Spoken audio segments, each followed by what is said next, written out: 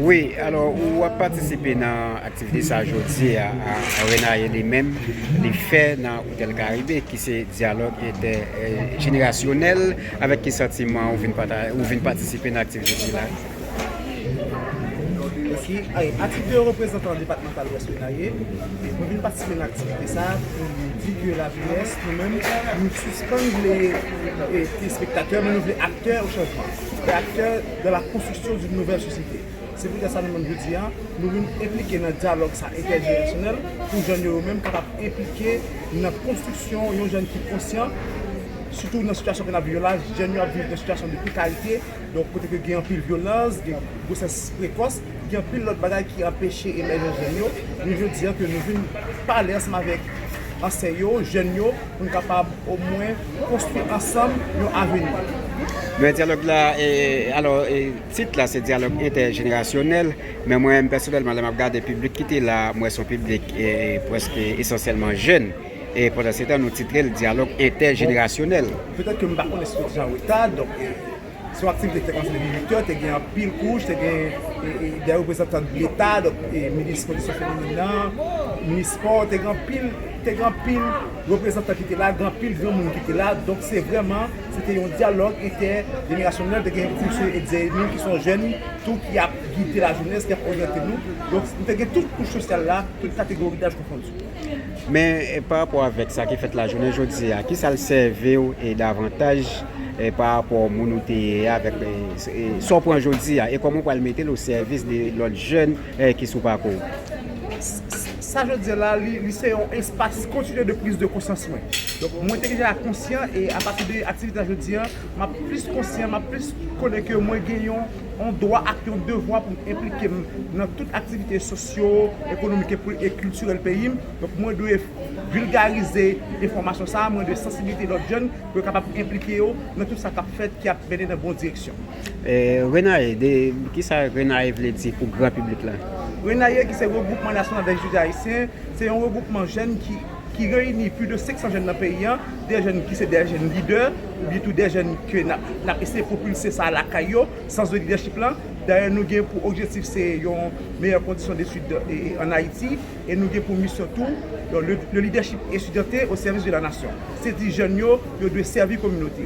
C'est des jeunes qui doivent impliquer dans tout ça qui est social, dans tout ça qui est bon pour l'avancement du pays, pour l'avancement communautaire. Qui est-ce qui est capable de faire partie de Renaye et c'est comment?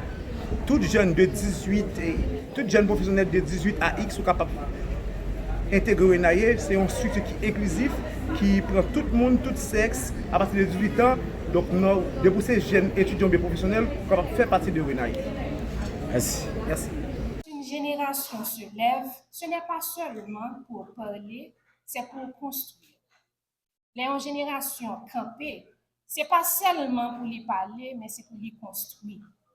Son Excellence, Monsieur le ministre de la Santé publique et de la Population, Son Excellence, Madame la ministre à la condition féminine et aux droits de la femme, Madame la résidente de la coordination des Nations Unies, Monsieur le représentant résident de l'ONU-SIDA, Monsieur le représentant de l'UNESCO, Monsieur le représentant résident de l'UNESCO, Madame la représentante résidente de l'ONU Femmes, Son Excellence Monsieur l'ambassadeur de Taïwan, Son Excellence Monsieur le représentant de l'ambassadeur de France, Son Excellence Monsieur le représentant de l'ambassadeur du Canada, distingués invités, chers membres du Renaye, Mesdames, Messieurs, c'est avec une profonde gratitude et beaucoup de fierté que je prends la parole en ce début de journée de réflexion en ma qualité de coordonnatrice de la cellule santé et bien-être du Renaye.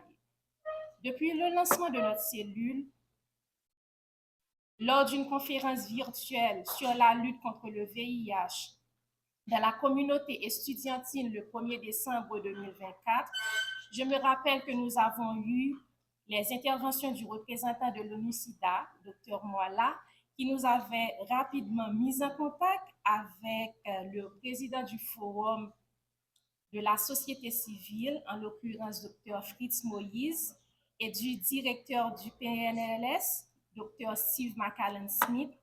À partir de cette session, des rencontres de suivi ont été menées avec l'ONU-SIDA pour présenter nos différentes activités, nos publications sur les journées internationales, par exemple, les conférences virtuelles, les séries de formations sur les thématiques touchant la santé et le bien-être, etc.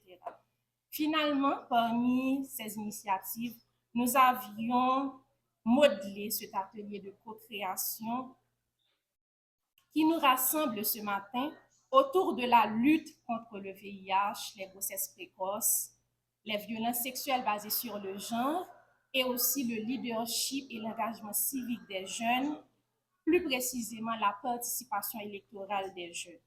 Si nous avons tenu à organiser ce dialogue intergénérationnel, c'est parce que nous croyons fermement que les réponses aux grands défis de notre génération liées à ces thématiques que j'ai citées plus haut doivent être pensées avec les jeunes, par les jeunes et pour les jeunes. Et dans un élan de transmission de savoir, nous reconnaissons que nous avons besoin du soutien, de l'encadrement des aînés, des experts, et c'est pour cela que nous allons avoir les panels autour de ces différentes thématiques. Nous aurons les agences des Nations Unies, les ministères impliqués et également les représentants d'institutions qui vont intervenir pour mieux orienter nos travaux de groupe. Aujourd'hui, nous allons aller plus loin. Nous voulons co-construire une stratégie nationale de sensibilisation inclusive, participative, qui prend en compte la réalité des jeunes réellement, des petites filles, des femmes et surtout des minorités réduites et d'Haïti. Chers membres du RENAIE, votre mobilisation est pour nous très précieuse et elle témoigne de votre détermination à être des acteurs du changement. À vous, nos partenaires présents et surtout ceux des organisations de la société civile, je vous adresse nos sincères remerciements pour votre accompagnement aujourd'hui et surtout, nous remercions tous les partenaires, particulièrement l'UNESCO et l'ONU-SIDA avec qui nous avons préparé cette journée de réflexion, de dialogue intergénérationnel.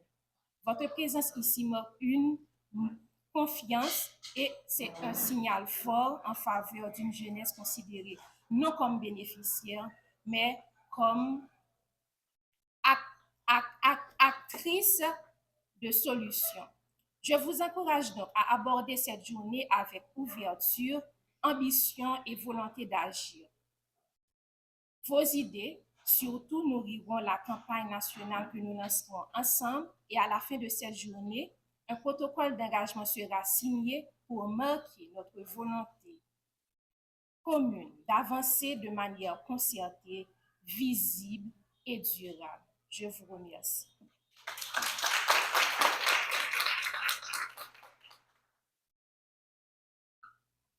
C'était avec nous Amanda Darius, coordonnatrice de la cellule santé et bien-être du RENAIE.